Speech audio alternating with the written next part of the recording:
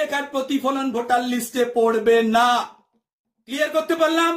এবারে চলে আসি এই প্রসঙ্গে পরেরটাতে, যেটা এখনো অনেক বিএলএর ভুল ধারণা আছে, সাধারণ মানুষ আপনাদের তো থাকবেই। কিসে ভুল?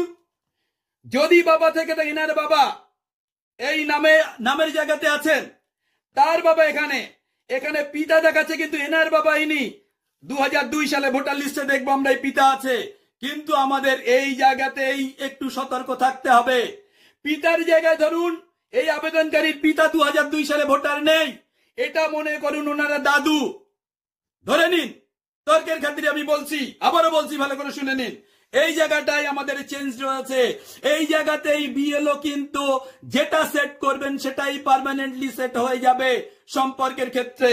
আবারও বলছি, আবেদনকারী তিনি 2002 সালে ভোটার ছিলেন না, তার বাবা ছিলেন, বাবার পরিবর্তে যদি দাদু থাকতেন তাহলে দাদুর নাম এখানে থাকতো, দাদুর বাবার নাম এখানে, তাহলে সম্পর্ক কি দিতেন?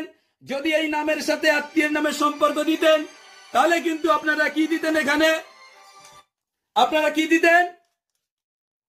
পিতা, কারণ এখানে যে দাদুর বাবা, তাই তার সম্পর্ক আপনার পিতা দিতেন। এই জায়গাতে এই যত সমস্যা শুরু। আমার বক্তব্যের কারণ যাবতীয় বিষয় কিন্তু আমরা অ্যাপ্লিক্যান্টকে নিয়েই করেছি।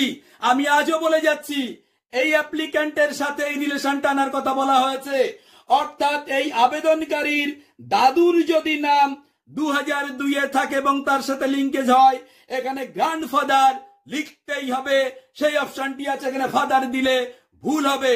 তাই আবারও বলছি, আপনারা এই অংশ নিয়ে বেশি চিন্তা করছেন, এই অংশে চিন্তার কোনো কারণ নেই, এই অংশ চিন্তা করার কোনো কারণ নেই।